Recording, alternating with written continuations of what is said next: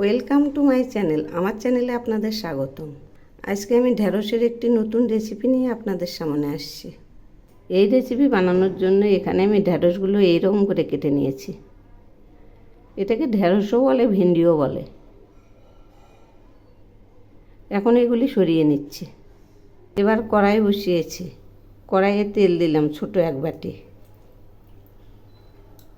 এখন আমি অল্প রাঁধুনি আর পাঁচফোড়ন দিলাম, আর দিচ্ছি বড় একটা ঝুরি করা পেঁয়াজ। এগুলি এখন নেড়ে দিচ্ছি।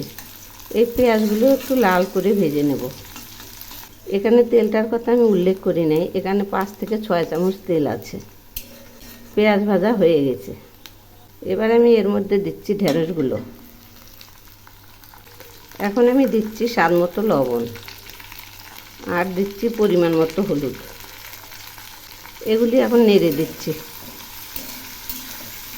এই ঢেঁড়সগুলো আমি খুব ভালো করে ভেজে নেব, যাতে ভাজতেই সেদ্ধ হয়ে যায়। ঢেঁড়সগুলো ভাজা প্রায় হয়ে আসছে। এই যে দেখুন, এগুলি থেকে তেল ছেড়েছে।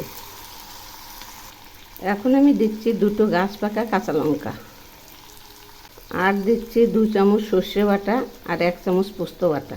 এগুলি একসঙ্গে বেটে নিয়েছি। এখন আমি দিচ্ছি পোস্তর বাটি ধোয়া জলটা, একটু নেড়ে দিচ্ছি। এবার আমি এর মধ্যে দিচ্ছি 1/2 চামচ চিনি, আর দিচ্ছি 2 কাঁচা পাকা লঙ্কা বাটা। এগুলি আদা বাটা করে নিয়েছি। আবার একটু নেড়ে দিচ্ছি। তো বন্ধুরা, আমার রেসিপি যদি আপনাদের ভালো লেগে থাকে তাহলে সাবস্ক্রাইব করে আমার পাশে থাকবেন, আর কমেন্ট করে জানাবেন কেমন লাগলো। রান্নাটা এখন প্রায় হয়ে আসছে, আর একটু হলেই নামাবো। এই যে দেখুন, গ্রেভিটা কত সুন্দর হয়েছে।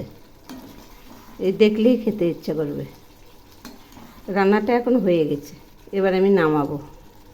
এই যে রান্নাটা নামিয়েছি, দেখুন কি দারুণ হয়েছে। এভাবে একবার বানিয়ে খেয়ে দেখবেন, অপূর্ব স্বাদ। একবার খেলে আবার খেতে ইচ্ছা করবে। যদি আমার এই রেসিপি আপনাদের ভালো লেগে থাকে তাহলে সাবস্ক্রাইব করে আমার পাশে থাকবেন।